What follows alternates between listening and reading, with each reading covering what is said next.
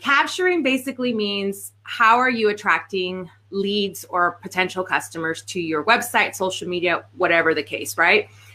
So how are you getting their attention? What sorts of strategies, I should say, are you doing to get their attention and to have them reach out to want to do business or at least get information from you, right? So if you are solely reliant on marketing like advertising, that is one way of doing it. If you're doing social media strategy, that's another way of doing it. And the other one that we're going to talk about is email marketing, which for me is the best thing ever. I love it.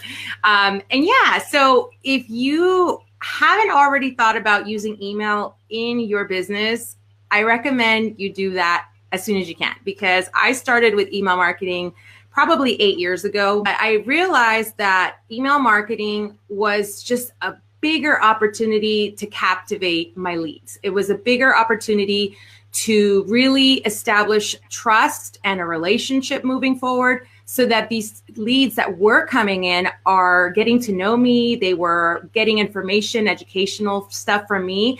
And that along the way was just helping build that relationship. And so that right there in itself helped me close the sale when it was time for that much easier.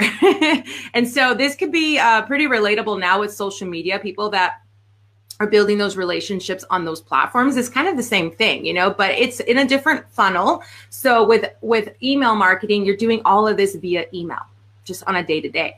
So to answer your question, to get started with that, it would have to be to just first step would be choose your preferred or whatever you think would work best for you email marketing platform. Okay, so I'm sure you guys Mayesh uses one. What do you guys use? Yes, well, we used to use MailChimp and we loved it. I think it was good to just get us started.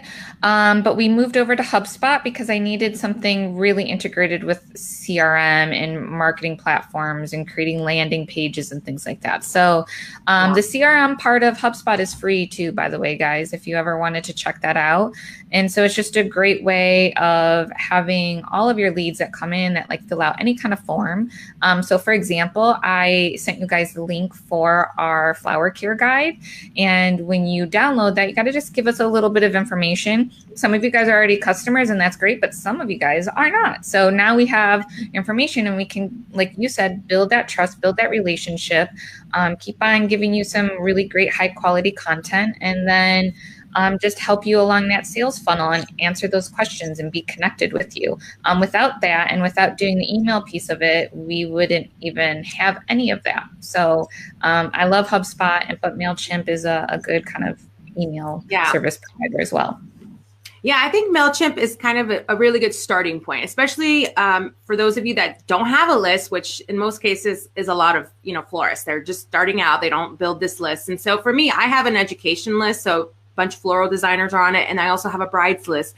So every single lead that has come through in my business these past 8 years has been nurtured through this email series, which is an email series of 5 to 7 days, which is 5 to 7 emails. So now that I'm taking on less, I'm very specific about this because I'm only doing 10 weddings, but my team is doing the rest. So I can still essentially do this, but the numbers are a lot smaller, so it's okay. But if you are getting a lead, MailChimp is a great way. I know it's free for just a regular standard account, but if you want the automation built in, you do have to pay for it. So I don't know what that costs nowadays, but I personally use ConvertKit and I love ConvertKit. I think it's been such a easy to use platform, and it has been able to integrate on a bunch of the different things that I'm using.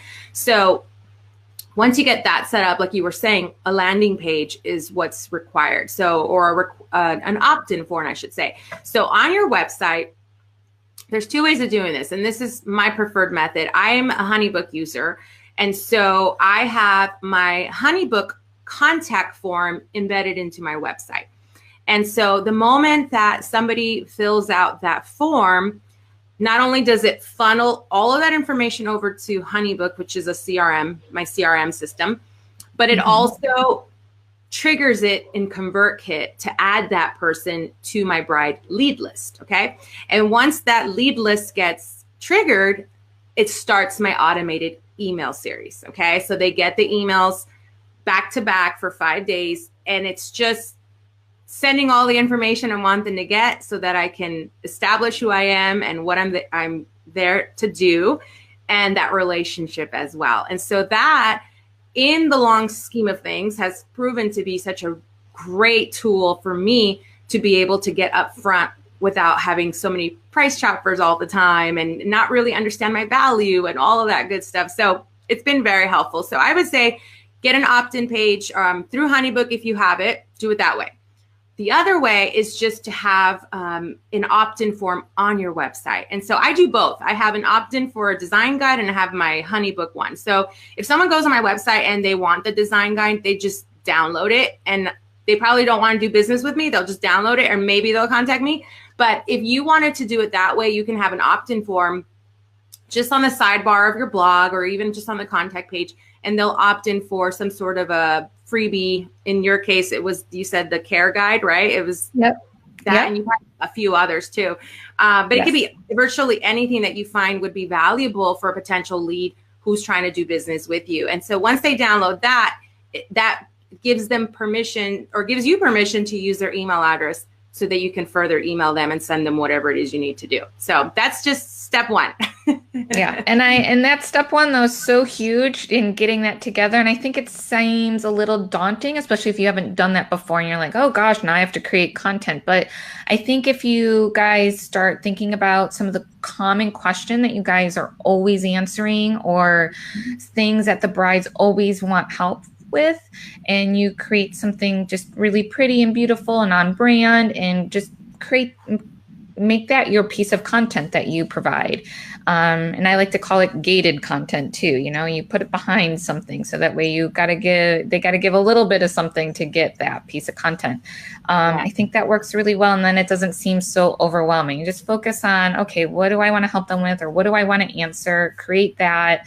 The landing pages are not hard. And you mentioned HoneyBook, and I know we work really closely with Ryan at Curate, and they kind of have the same type of thing. So there's lots of different systems out there. And we also have a link that kind of talks about different systems as well. We can share that with you in the comments below. Yeah. And I love, we'll share links too for MailChimp and ConvertKit. I've never used ConvertKit, but we'll share those links too. For you guys. Awesome. One thing I do want to say though, and I've seen floral designers attempt this. And I would say the number one mistake in attempting this would be calling it a newsletter. So if you're putting an opt-in form on your website saying something like subscribe to my newsletter, think about that for a minute. Do you find yourself subscribing to newsletters? Probably not, right? So chances are a lot of leads who want to do business with a floral designer don't want to be on a newsletter. They want something for free. They want either some sort of a coupon, or maybe they want a guide or a checklist or something of value that's going to help them in their wedding planning or in their event planning, whatever it might be. But definitely stay away from calling it a newsletter, because it's not going to give you any traction. It really isn't.